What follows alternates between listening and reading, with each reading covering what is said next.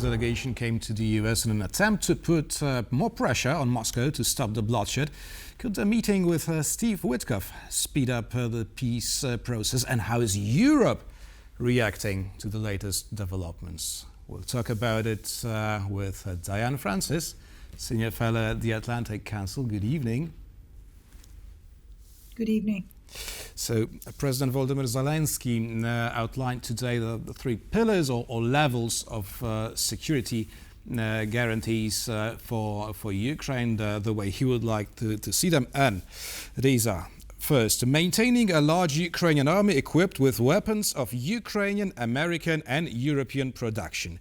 Secondly, agreements with NATO partners at the leader level, ensuring readiness to support Ukraine in case of new Russian aggression. And lastly, sanctions against Russia and the use of frozen Russian assets for Ukraine's post-war recovery. Now, which of these elements sound realistic today? More weapons? Well, they're all realistic. Oh, really? They're all completely realistic, but for some reason, Mr. Trump likes to listen to Putin, who's vetoed any of these things. I mean, he's demanded that he would only enter into peace talks or truce if Ukraine had no army, had no connection to NATO, had no security guarantees, and he certainly would never bless the fact that $300 billion of Russian central bank assets that have been frozen since the invasion would go to Ukraine. So that's your problem. These are eminently doable, and I think they're all more than reasonable. Well, the Ukrainian delegation, as we have mentioned before, met today with Steve Witkoff in New York, to discuss the next steps. And, U.S. Vice President J.D. Vance said, quote, Witkoff has made more progress towards ending the bloodshed in Ukraine than all his critics combined. In your opinion, what has he achieved? Well, we've had a lot of diplomatic summits. We've had a lot of meetings. We've had a lot of, blustering talk and red carpet treatment and Putin showing up and all of that. But we're no further ahead. And in fact, I don't blame Trump. I mean, he's trying. And Witkoff is just his negotiator. He's not any kind of influence in any of this. But what you've got is a situation where the Americans are trying everything possible except for what they should do, and that is flood Ukraine with weapons, take the assets away from Russia, and slap the biggest sanctions on them and their oil customers that they possibly can. And they're not doing that. They're pulling their punches. They're even talking business arrangements with Russia to try and get them to, okay, we'll agree. This is not working. This situation is not working. And what has Putin answered? Gigantic aerial attacks on Ukraine, the biggest yet. He keeps escalating. He's not learning. He's not changing. He's not considering. He's escalating his war. Oh, maybe he's learning because it seems that it works. The West cannot find a common tongue in reacting to this acts of terror.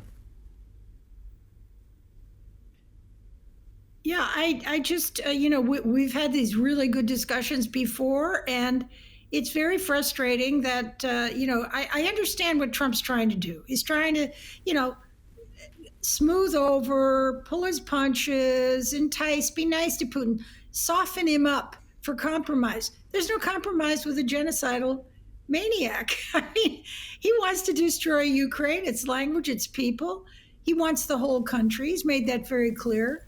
And yet, we're still at this point where people are talking about business arrangements to try and soft soap him, and it's not going to work. Now, I don't blame Witkoff. I don't blame anybody. I just think I think that Trump hopefully is finally understanding who he's up against. Meanwhile, European leaders are discussing the possibility of sort of a buffer zone in Ukraine. Now, would that be an acceptable solution? And if so, what are its pros and cons? Well, I think, I don't know what they mean by buffer zone. Do they mean on the European side of the Ukraine European border? I guess both sides would have to contribute. Inside?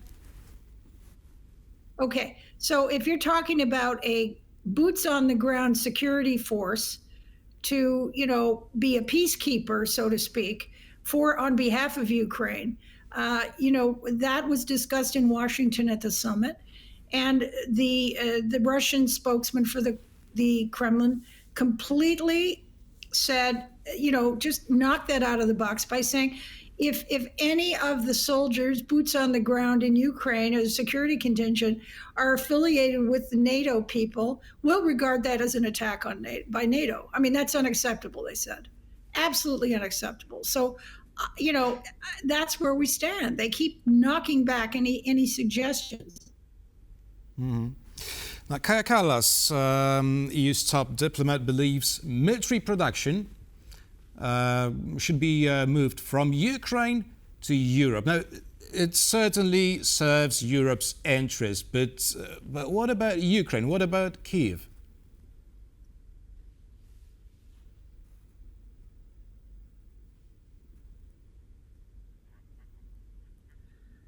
Well, Ukraine is obviously a dangerous place because it's still under attack. But, I don't think that they're going to relinquish any of their military-industrial complex, which has kept them alive and very much supplemented whatever the Europeans and Americans have provided them with. So, that's not in the cards. Kallas has been very helpful, however, in just saying that, listen, Russia's not going to do anything differently. So we have to really get our heads around that. And Europe has to build its own military-industrial complex. Merz and Macron are getting along very well, and they're meeting with Tusk in your country shortly, according to the newspaper reports. And I think they're talking about forming what they call the Weimar Pact. In other words, having the three lead countries, France, Germany, and Poland in the European Union, really further the efforts of creating an armed force and a peacekeeping security guarantee on behalf of Ukraine and helping them win. Now, Leslie, shortly, because European leaders may meet in Warsaw, but as the West discuss peace in Ukraine, Vladimir Putin is traveling to China next week, along with the leaders of Iran, North Korea, among others, and they will surely discuss the war in Ukraine too. Now, given Russia's economic issues of late, there are some sort of hiccups. Can they keep the Kremlin's war machine going? They're not hiccups. I don't think they're hiccups.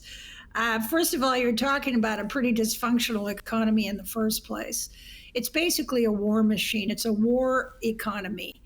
And, the Russian government is begging, borrowing, and stealing all the money they possibly can to feed their war machine. And the war machine is not a very good machine, as we know. I mean, this was the second largest military in the world, supposedly. And yet a small country like Ukraine that had been stripped of its army by a Putin puppet president has been able to prevent them from taking over the whole place, with a lot of help, no question. But, this is not a great army. And this is not a country with a healthy economy. They're losing ground in the Caucasus. The Armenia-Azerbaijan thing hasn't gone his way, Putin's way. And, Iran has been, their nuclear's been obliterated. So, things are not looking great for Mr. Putin, but he's not stopping. He will not stop. Diane Francis, Senior Fellow at the Atlantic Council, was our guest this evening. Thank you very much. You're welcome. And thank you for watching, and stay with us for much more news and interviews here on TVP World.